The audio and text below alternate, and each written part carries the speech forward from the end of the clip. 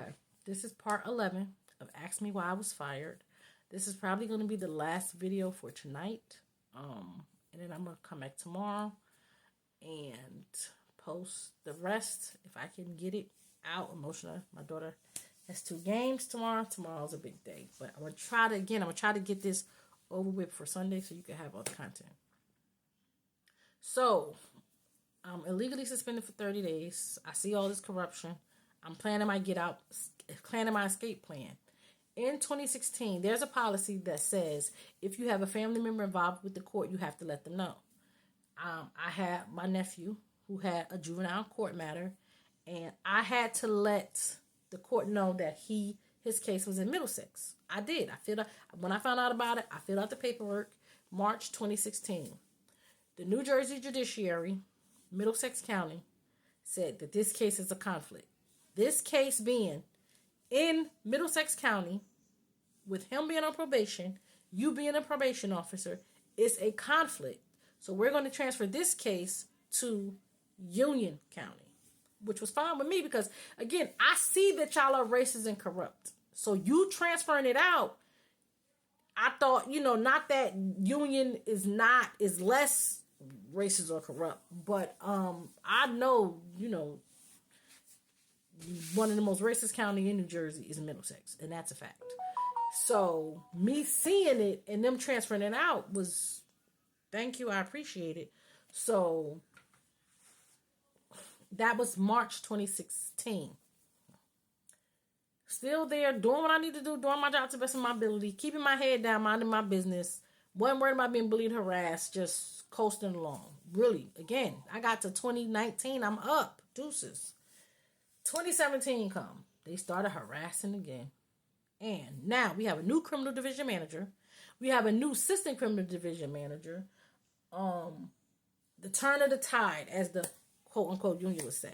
And my thing was, it didn't matter who was in a position. If it's institutional racism, is the institution was racist, not the individuals. They were just doling out and going along with it and making sure that the actions were well alive, but it didn't matter who was there. Y'all were treating people in the way you were treating them because they were people. So you can change and put a new, and that's how I ended up writing the assistant criminal division manager. Now it's 3 criminal division managers, 2 assistant criminal division managers. Because y'all kept changing, putting new people in those positions, but those people were still racist. And they were still doing racist activity and discriminating against and treating them like second-class citizens. So it didn't matter that it was new people. You had new people doing the same thing. That's systematic. People be confused about systematic. Don't matter who's there. You got a system in place to treat black people like second-class citizens. I was not the only employee that this was happening to. Those Karens in Middlesex County were treating a certain type of way. And they thought they were getting away with it because they was just running rampant with it. So at this time, my sister had a conversation with the prosecutor, and the Middlesex County prosecutor, Justice Racist, who I also sued, basically said, we're going to take his case back to Middlesex and we're going to sue. We're going to, throw him in Jamesburg. Now, as a disclosure, my nephew has mental health issues. When he was in a facility, he ran from the facility. It's a facility in South Jersey. When you are on probation, and part of your probation is that you complete a residential treatment and you don't, that's a violation of your probation. Remember, I told you could be in a residential treatment center with or without a record. If you have a record, part of your probation will be that you've been complying with the program. My nephew was assaulted in this facility, which is institutional abuse. I called them to report that. I wrote a letter to the judge. I did not say I'm a probation officer, you need to give him special treatment. I said he has mental health issues. He is not going to say who assaulted him because the retaliation he would suffer, but he ran because he was assaulted. I called institutional abuse. There's a record of it. DYFA's Division of Youth and Family Services, and they have a record, the fact that he was abused. The judge said, okay, we're going to continue his probation. Yeah, he violated because he was getting his ass kicked. The Middlesex County prosecutor wanted to lock him up and throw him in Jamesburg. And he told my sister, and He said, we're going to transfer the case back. And she was like, no, it's a conflict there. We're not going to, it's already transferred out. The Middlesex County corrupt prosecutor basically said, we're going to transfer it back. Guess what the Middlesex County allegedly prosecutor did? Transferred a case that the court deemed the conflict back. Now, this is what it talks about white supremacy, about these rules and regulations and laws. They don't care. I have to follow the rules, regulations, and laws. They don't follow them. They could care less about the rules and regulations and laws, because when push come to shove, they do whatever they want to do. They don't, and that they taught me not to care about the rules, regulation, and laws, because they don't care about them. They transferred a case. Middlesex County prosecutor transferred a case that Middlesex County court deemed the conflict. The trial court administrator at the time, who was new, she was not the same one. Before, it was a man who wrote the report for Sana Shakur. Now it's a woman. She wrote a letter saying, it's imperative that you keep this case out because it creates an appearance of impropriety. You have to keep this case out. The prosecutor said, no, we don't. We transferring it back. They decided to keep partial case. Part of my nephew's case was in Middlesex County, where the prosecutor was, and part of it was in Union County. But what they did was issue a court order against me, saying that I cannot talk on behalf of, advocate, speak to nobody that's processing his case. I was speaking to his probation officer. I wrote the letter for the judge because he was assaulted. So what I'm thinking happened is, because I wrote a letter to the judge explaining to the judge that he was abused, they didn't like that.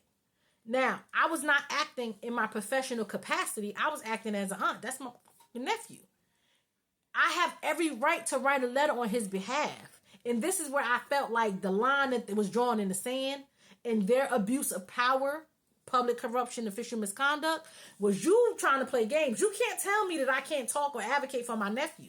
The fact that you think that you can tell me that because you give me a check every 2 weeks, you got me. They crossed the line. They crossed the, and right now I'm supposed to keep it confidential. The crimes that y'all committing, I'm not supposed to tell anybody. Wait on it.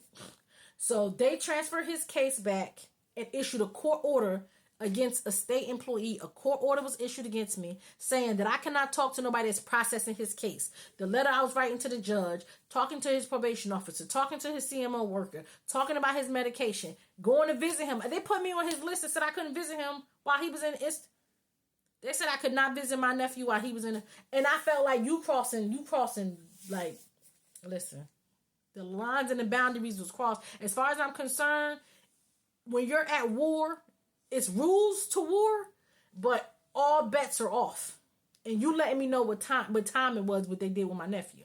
So when they transferred, they issued a court order. I had set up a meeting, but once I got the court order saying I couldn't set up the meeting because I couldn't have a conversation with nobody processing the case, but I would ask people who've been there. The man been there for 30 years. She been there. They've never heard of a case. We asked them in court to give us the evidence. You have to give me the evidence. The state of New Jersey, in any county where a court order was put on an employee, the case was transferred out and then transferred back, they're refusing to give over that. I wonder why. Like I say, my case is airtight. My case is airtight. What they've done to me, they specifically did it to me in retaliation for my complaints against them. It's fair to say. And again, they're not hiding it. It's not like they're, you know how when somebody doing something and it's like covert, they're covering it up. They're out in the open with it. The court order is out in the open. But this is what they're saying. Oh, it's confidential, it's confidential, it's confidential. Confidential. Who is confidential about a crime committed against them? I would be a fool if you was to commit a crime against me, and just because you tell me I can't talk, yes, master, I's not going to talk about what you did, master. I'm going to keep it quiet, master. You got me. I guess they thought that they had, I don't know what they thought. I promise you, I don't know who they thought I was just going to sit here and let them do this to me. But I'm getting heated. My blood pressure is getting high. So what I'm going to do is I'm going to end this for tonight, and I'll see y'all tomorrow, because talking about my nephew that got me fucked up. They got him in prison right now. They're not letting his attorney in. They're refusing to change his clothes, and they're torturing him in prison. That's why I decided to do this TikTok. I wanted to give you the backstory about my employment history, but that's irrelevant for what y'all doing to my nephew. I'm going to handle my with my cases. But what y'all doing to my nephew simply because I filed a lawsuit against y'all? Yeah, let me go. I'll see y'all tomorrow. Like, share. Thank you. I appreciate it.